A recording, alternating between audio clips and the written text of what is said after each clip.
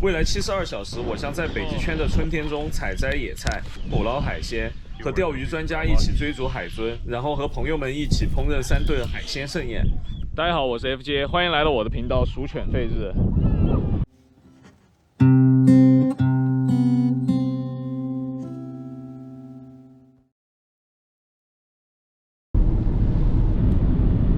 今天有几个中国的朋友来找我玩，但是今天因为是星期天，超市关门了，然后明天是五旬节，然后超市也关门，所以说只有自己动手丰衣足食了。那现在就去搞点东西，看晚上能不能喂饱6个人吧。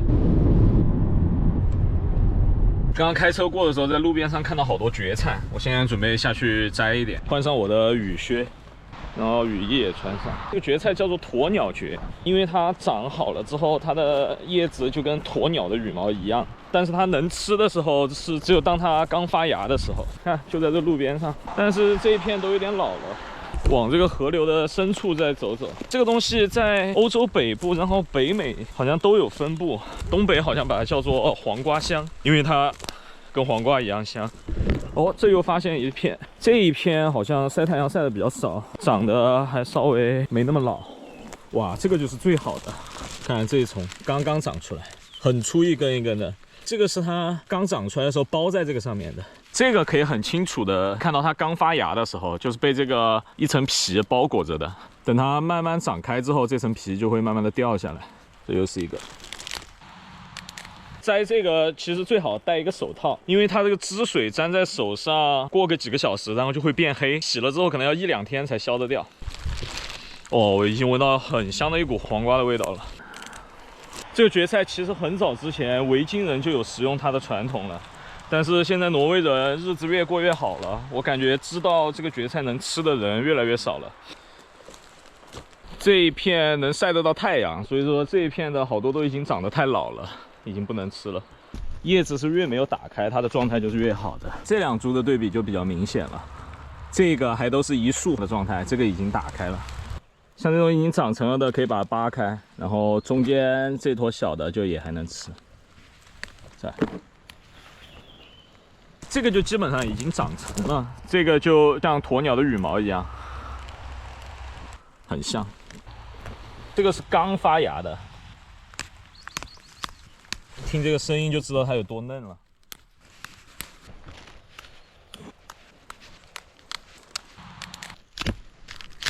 我摘了2大包这个蕨菜，应该够这几个人吃了。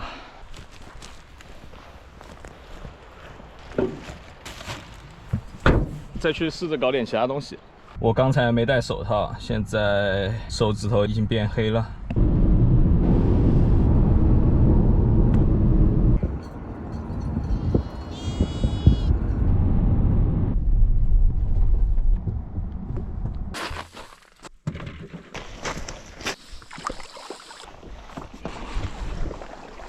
前面的这种云，一看就是夏天才有的云，就这种一朵一朵的，像爆炸一样的云。冬天的云都是薄薄的一层，就像这边这种云。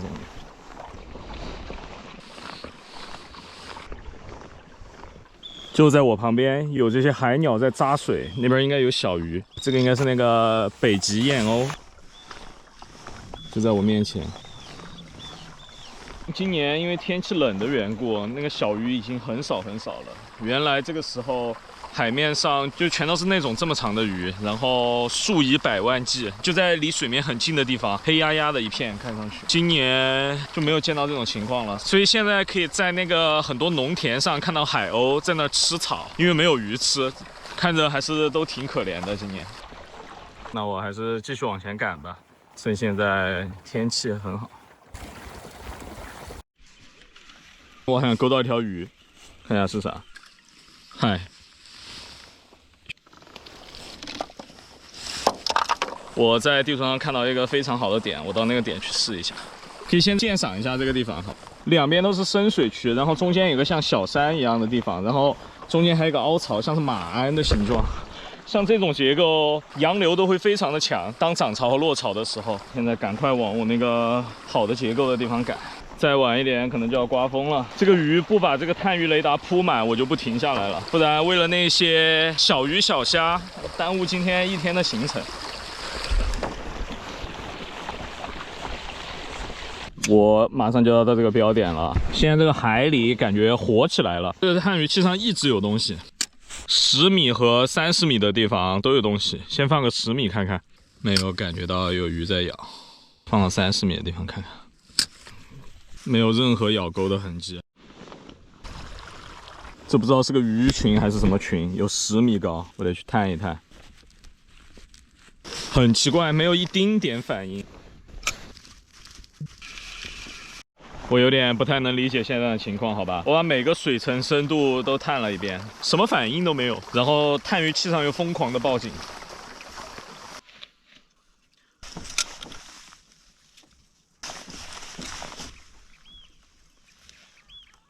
哇！我终于知道我在探鱼器上看到的都是什么东西了。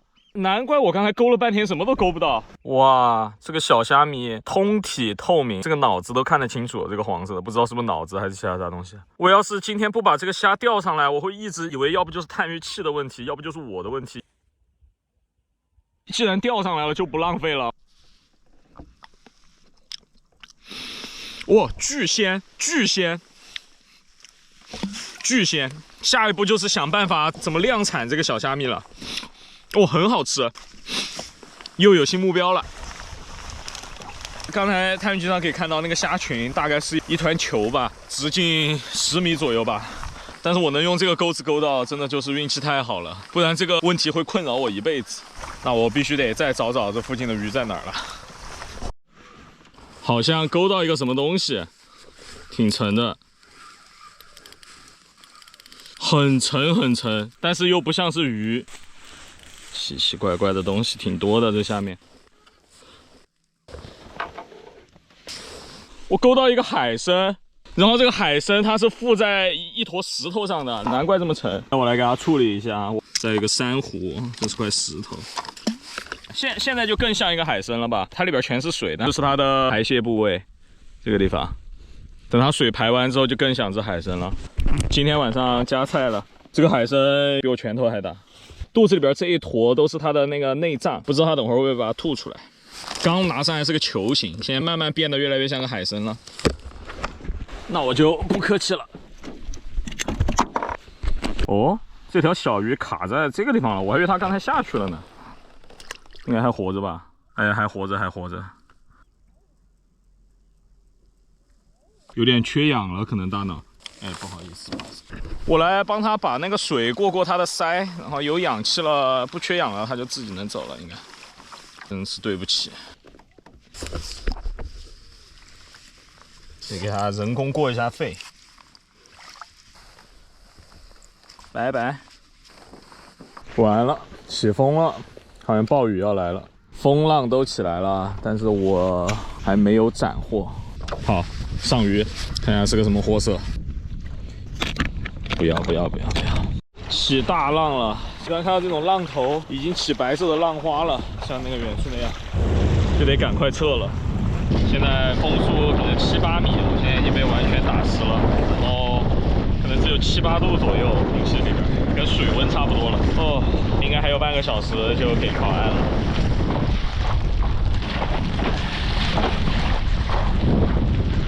这个雨拍在脸上是冰的。你看，现在只有那个天边有一丝亮光了，我手冻得通红。而现在是6月份，这个就是北极圈的夏天，时不时会有一点惊喜。我身后的这个白头浪已经追上来了，看这种翻着白花的浪。像我这种平板的凯亚克，因为没有破浪的机构，还好现在是我顺着海浪的方向走，海浪推着我在往前走，不然的话我的船可能早就被打得东倒西歪了。不过还好，我马上就要到了，终于上岸是一件多么让人开心的事，难怪大家把很多事情做成功了都叫做上岸。哦，终于坐到车上了。然后我刚才把船取上来的时候，我旁边停了一个很老的车，那个车突然停下来跟我打招呼，然后问我钓到鱼没。然后那个是个芬兰人，他说他是在 Patagonia 上班，就是那个户外品牌 Patagonia。然后他说他经常带 Patagonia 的老板钓那个海鳟鱼，他刚才差点钓到一条5公斤的海鳟鱼，所以我明天准备再回这个地方看一下能不能钓到海鳟鱼。现在回民宿吃饭了。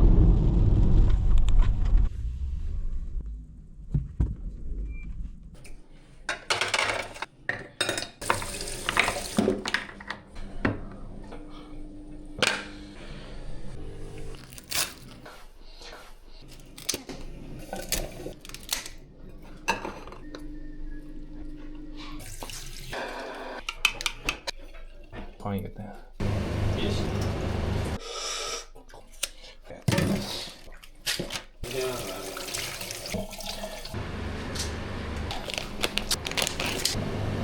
青花椒。干杯。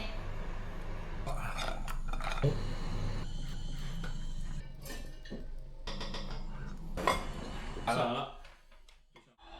大家早上好，回来做饭，又聊了会儿天，3、4点钟才睡觉。现在早上8点，我现在准备到昨天钓鱼的那个地方去看一下。很冷，我把我所有能穿的衣服都穿上了。鱼竿拿出来。Tony， 刚刚碰到了 Tony。就昨天我给大家说的，现在跟着他一起去钓鱼。这边这个地方，他昨天已经钓到几条鱼了，所以说今天再跟着他一起去看一下，还没有更多的机会。我们应该会走到海里边去。It's amazing to see where the fish were lying and how they move, and it kind of teaches you to read the water as well differently. I think. Tony 比较高一点，走在前面开路，我跟着他。我们现在已经走到水的最中央来了，等会儿得切记不能太贪了，该走就走了。他可能有1米9几，比我高多了。等会儿水涨得太高了，他回得去，我回不去，就尴尬了。现在已经有点深了，我已经抛了10竿了吧，没有动静，水已经到他的屁股了，快到我的腰了吧，感觉。我觉得我快要飘起来了。更大的问题是这个地方水流很强，现在已经快走不动了。这个水流要是把我掀翻的话，我可能就交代到这儿了。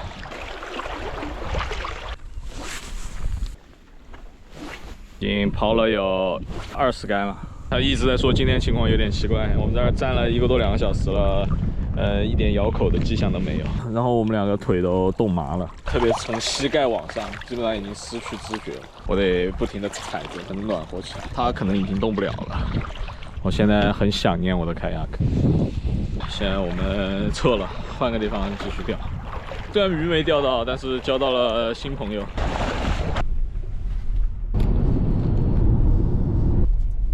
我现在看到一个很有意思的东西。如果大家记得的话，我之前去海岛偷鸟蛋、抓帝王蟹的时候，在海岛上看到过驯鹿。不知道大家有没有好奇，驯鹿是怎么被运过去的？就是用这个东西运过去的。这个是个扇门，然后这有个脚车，放下来之后就变成了楼梯。然后驯鹿上去之后，就可以关在里边，还可以分群来关，可以分别关3群。下面就是2个很大的浮筒，这边绳子和这些挂钩就可以连着前面的拖拉它的船。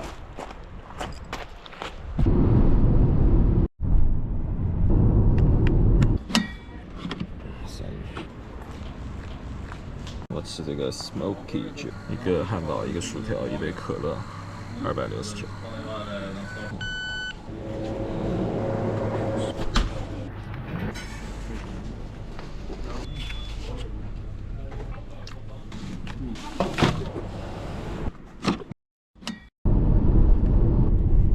连续好几天空军了，得去找大师取经，去拜访一位从荷兰远道而来的朋友。我觉得称他为钓鱼仙人也不为过，他真的是除了睡觉就是在钓鱼。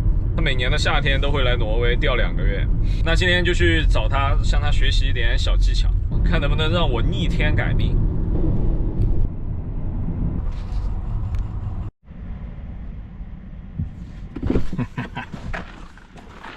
How are you doing? Very well. I was fishing there in this area. It's deep, deep water. Oh yeah. It's maybe 40, 50, 60 meters. Half meter above a line of 30 centimeters with a small hook. And you put a piece of fish, small strips of fish on. Yeah. And you drift when there's no wind. And you up and down, up and down. And you can catch everything. 刚才 Frank 一看到海里有鱼跳，他就穿下去了。我要跟上了，火速把我的船放下去。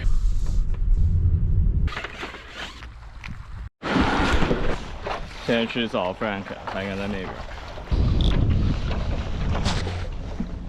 啊，我刚来，他就说他要回去了。他说这波鱼已经错过了。然后他刚刚又说现在有点风了。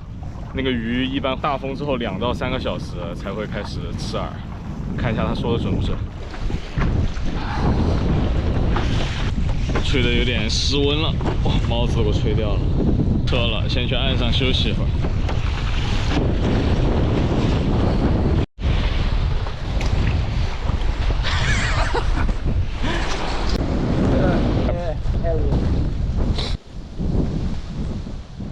雨终于停了。Frank 给我也挂了一个锚，因为他的船曾经被水冲下去过一次，然后他拼了老命去救船，从此之后10年怕井绳。现在风平浪静了，我们又出发了。No wind. Yeah. You or one was a very big. 哇，他已经上了一条了。然后他刚才让我沿着这个岛搜，我主打一个听劝，我现在就去搜。哦，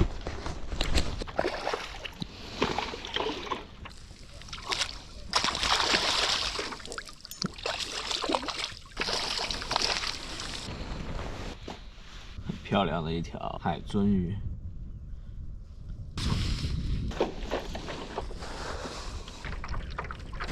上鱼了，好了，这个应该就是刚才那条鱼，它看到我的饵，从下面啪一下就冲起来了，可惜了，没咬稳。掉个头，继续收这一片。今天基本上所有的鱼都是在这个地方咬的口，风水宝地。刚才又咬了一口。Frank 让我换个饵，直接就上了。哦，很小一条，小鱼，放它走吧。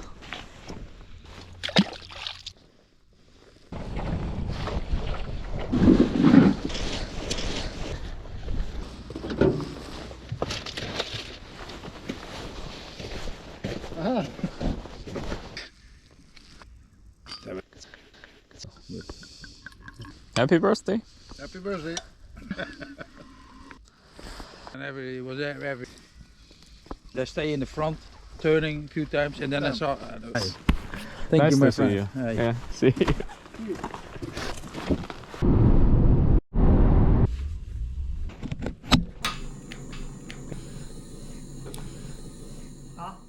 昨天晚上又蹭了一顿潜水员们的晚餐，今天再努力，看能不能钓上一点鱼，挽回一点颜面。这个海鸥和老鹰在打架，挺勇的这个海鸥。找到一片可以下船的海滩，这个水面上浮了好几只海鸟，这个地方感觉物产也挺丰富的。现在水位在最高，可能唯一的问题就是等会儿退潮的时候，把船搬上来比较困难。但只要能钓到鱼，这都不是事儿。这里有一户人家住在这儿。刚才我和这个老头聊了一下，他说今年非常奇怪，一点鱼都没有。他说他之前在这些地方随便都钓很大的那个挪威黑线鳕，每天出去都可以钓一条当晚餐。现在什么都没有了，今年气候可能有点问题吧。不过我还是去试一下吧。我突然发现一个东西，这么完整的一只大帝王蟹，看这钳子。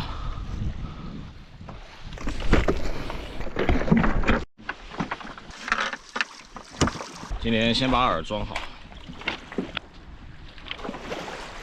今天这浪不太小哦。我在前面看到那个洋流的分界线了，我准备先到那个地方去看看。我现在已经到了这个分界线的地方了，可以看到这个地方的波浪大，但是表面是光滑的；那边的波浪小，但是表面是很多细小的。这边这一块海底的地形，可以从探鱼器上就可以看到，这个地方下面是一个陡坡，洋流遇到陡坡，突然向上升，会把很多下面的东西给翻起来。翻起来之后，鱼就直接等在这儿吃东西就行了。所有人都在说今年鱼情不好，我觉得很大个原因就是天气太冷了。这都什么时候了？这个山顶上还是雪，放在往年可能早2个星期之前就化完了。你看这一个山就挨着海，上面都是雪，这就有点太恐怖了。天气冷了，小鱼孵不出来，基本上整个食物链都被打断了，从海鸟到大型的捕食鱼类，全都销声匿迹了。今年唯一不受影响的可能就是螃蟹了。OK， 这应该是一团鱼了，没有问题。目测是一团鳕鱼。只有29米，马上到底了。哎，咬钩了。这个东西比昨天的那边的稍微大一点了，但是也不是什么好东西。走吧。再来看一下。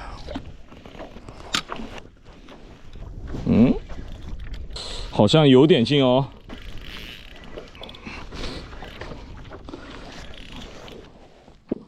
一个钩上挂了2条鱼，这个还行，当一个小晚餐吧。就大的这个，小的这个就给它扔了。小的扔了，大的先留下了。还以为上杀大鱼了呢，但是一般来说，这个鳕鱼它只要是一群，它一般都是同样的大小。那就不在这儿纠结了，再往前探一探。我准备再找一个好一点的结构，然后再下钩试一下。刚才突然上鱼之后，我完全忘了周围的海浪有多大了。现在重新开始往前走了之后，我才发现这个地方的浪比原来还要大一点。当时我刚才钓鱼的时候，我就根本没有想这个事情，注意力完全被转移到鱼身上了，虽然也不是个什么大鱼。前面那儿有只海鸥等着我的，而那个地方正好就是我要去的地方。我感觉它是在那儿故意引诱我过去帮它钓鱼，那我就往那个方向走了。到了欧哥给的这个标点了，直接抛一杆。OK， 欧哥这个标点一下去就有鱼咬钩，但是感觉也不是个什么好货。欧哥自己都走远了，嗨，但是也不能怪他，好吧？可能这就是他想吃的吧，但是不是我想要的。被欧哥摆了一道。这个地方140米深，我都不太想钓。现在还是先往风浪小的地方躲一躲，安全第一。主要还是因为刚才有一会儿没上到鱼了，我头脑又恢复清醒了。哦呦，现在我属于理智占领上风的状态，所以说我现在有点害怕了。我先往岸边扫一扫。靠近这边岸边，浪就稍微小一点点了。这个打猎和钓鱼的时候就是容易这样，一旦发现猎物了，或者打到猎物了之后，就人类本能的那种基因层面的就会给予你，要不就是肾上腺素，要不就是多巴胺的这种奖励，就是很容易让你冲昏头脑，然后理智占了下风。所以为什么有时候钓鱼会忘了潮汐，就是为了贪那么最后一下。以至于发生一些很悲剧的事故，所以钓鱼打猎的时候也要时刻提醒自己，把理智的那一面找回来一点。我刚才要是那边上了一只大鱼，我肯定还在往更深的地方去，但是还好那边地下啥都没有。我现在有点害怕了，我就往回走了。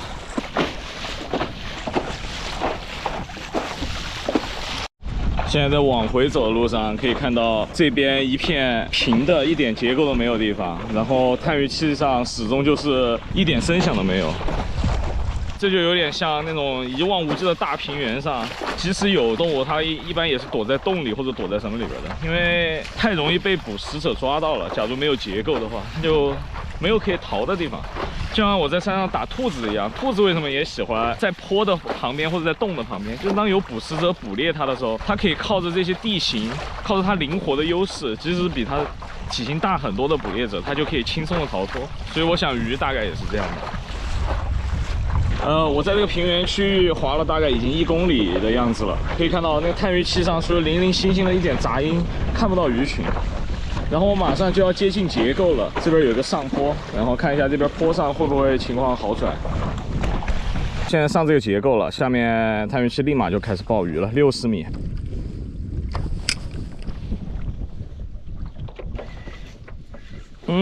上了，暂时还看不出来是啥，又没有怎么动，很奇怪，挺沉的，但是它们一点动静都没有，这就很可疑了。哇，是个大一点的那个乌卡。这个鱼刚才拉着这么费劲，就是因为它嘴巴太大了，它那个嘴巴张开拉的时候，全都是水的阻力。这个鱼不太好吃，就把它放了。哦，掉进去了，赶快往下游。我准备去一个我去年钓到过鱼的地方看一下，就在这钓喽。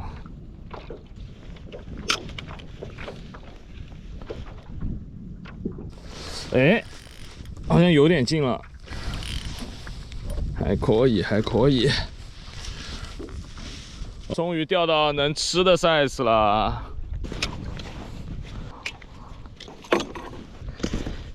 这个大小就是比较适合做晚餐的大小了。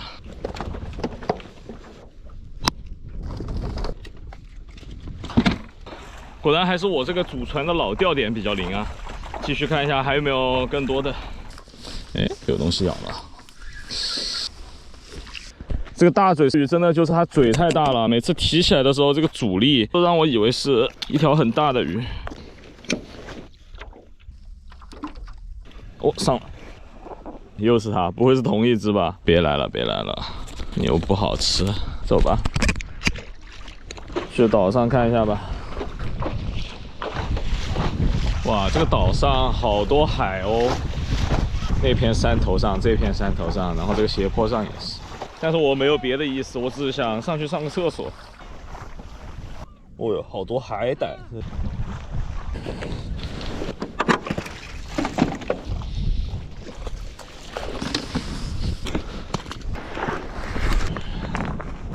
海岛上完全绿，哇，好多菜粉蝶、小蝴蝶，这真是春天来了。这个真的和四川的菜粉蝶一模一样。我还是有点好奇，想去看一下今年海鸥产卵的情况。之前来捡海鸥蛋的时候，就捡到一窝，不知道他们现在情况怎么样了。哦，这个地方谁做过一个窝，但是里边什么都没有。这边也有窝，里边也是什么都没有了。感觉这些窝都是前几年的，不是今年的窝。看，全部都是窝。那看来真的是因为食物不太够，他们今年都没有多余的能力能够产蛋了。哦，看这些全都是之前的窝，今年都没有新的窝。这个小的白花是云梅的花，秋天的时候就会结成橘黄色的果子，非常好吃。我秋天上山，有时候什么都不带，我就边走边摘云梅的果子吃，含糖量很高，也能饱肚子。云梅还可以酿酒，所有糖分高的东西都可以酿酒。哇，今年真的是一个青草都没有。看，这全都是海鸥的窝，也没有小海鸥。今年可能不是一个太平年。这个树下就是我之前说的，他们就喜欢在这个树下做窝，但是这个窝里边也是什么都没有，空的，应该是前几年的窝了。今年情况看来很严峻。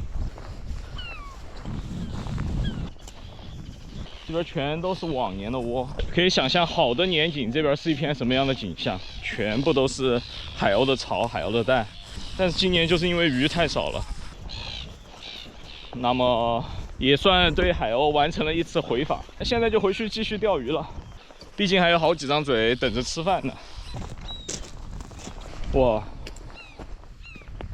我突然在这个地上发现了1、2、3、4、5、6个被破坏了的鸭蛋。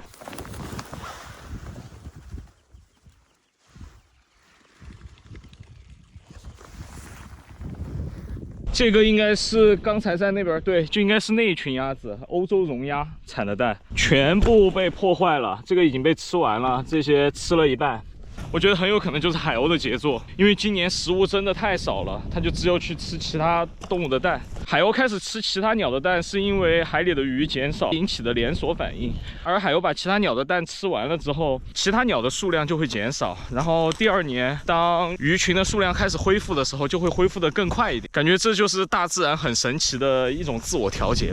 哦。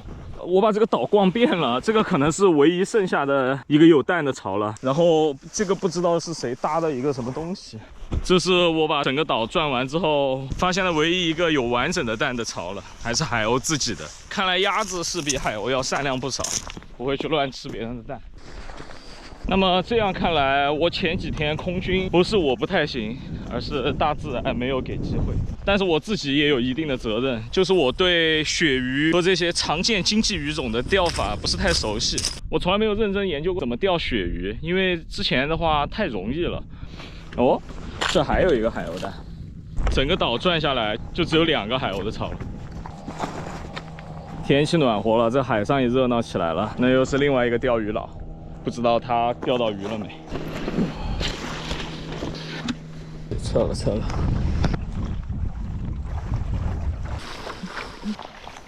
沿着这种近岸的地方滑的时候，可以蹭这个洋流的速度。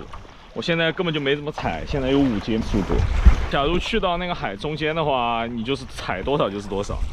这个地方的洋流感觉至少有2阶，我就这样慢慢踩就已经滑得很快了。哦，海上那边来了另外一只船，可能是我今天跟我聊天的那个大爷。他说他每天晚上都要出来弄个晚饭嘛，可能现在又出来抓鱼做晚饭了。不会要和我聊天吧？哇，这个船还挺帅的。Hva skal du til? Nei, jeg skal bare ro inn fjorden, tenkte jeg. Å ja, fisker ikke? Å ja. Nei, bare ro for å kose meg. Ha det bra. 居然不是跟我聊天的那个老大爷，是个年轻人，他划船在那玩儿。不过他那个船感觉挺好玩的，感觉比在健身房拉那个划船机要好得多。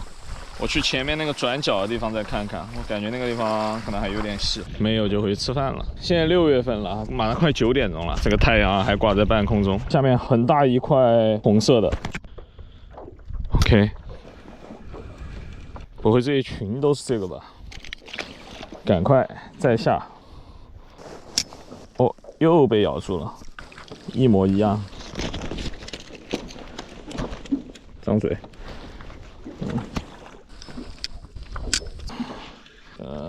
都是这群。不过这种大小的鳕鱼，肉质嫩的不行，但是没到达标准。我更喜欢鳕鱼老一点，它的那个纹理，然后蒜瓣肉会更明显一点，嚼起来更弹牙一些。像这个鳕鱼，就是那种一吸就化了，然后就没有太大的口感。现在全都是鱼，四面八方都是鱼，无论我走到哪儿，下面看到都是一大群的鱼。那我再来探探这一波鱼，这一群感觉跟刚才那群不太一样了，还是一样大小的鱼。我准备换个大饵筛选一下，看一下能不能从这个小鱼群里边筛出有大的个体。鳕鱼是可能最贪的几种鱼之一，所以说它能长得很快，看见什么就吃什么。哦，刚落下去就接了一口，哦，这个好像是不是稍微大一点了？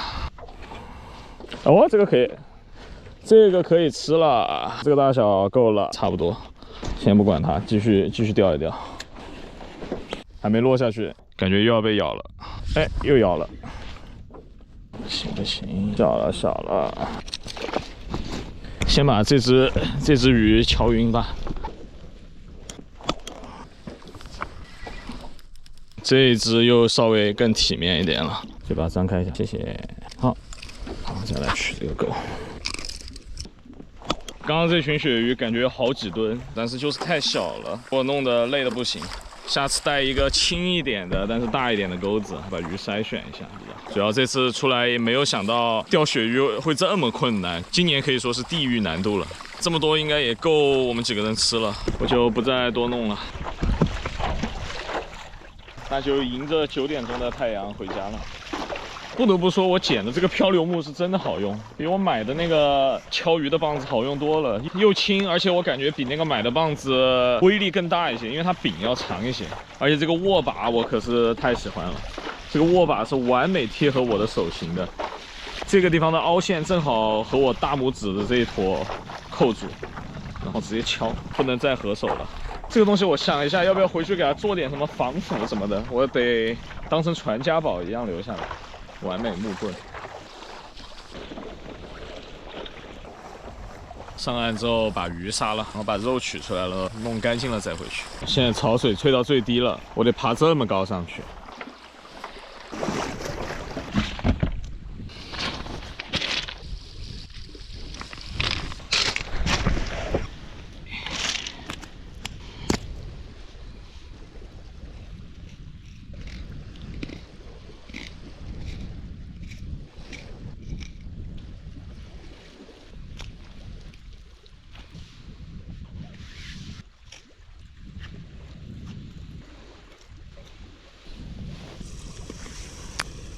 这个是鳕鱼的胃，看一下它里边都吃了啥。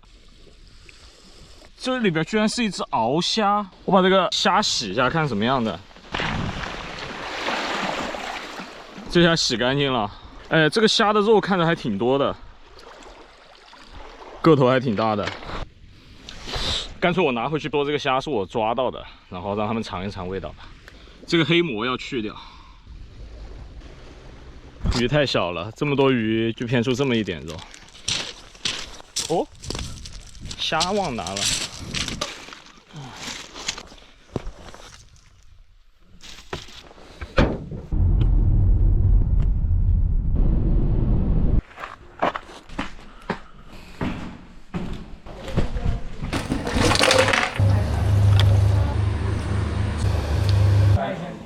鳕鱼呢？两盘。之前没好意思拍，因为没有做出贡献。今天好意思拍了。钓了就杀了就煮了，太爽了。蒜瓣肉来展示一下。那我下了，来吧。我一上来就死了，是不是？死不了。上次也这样，确实。你上次是这个颜色吗？一模一样。我看一下，明天几号好像？明天11号是吧？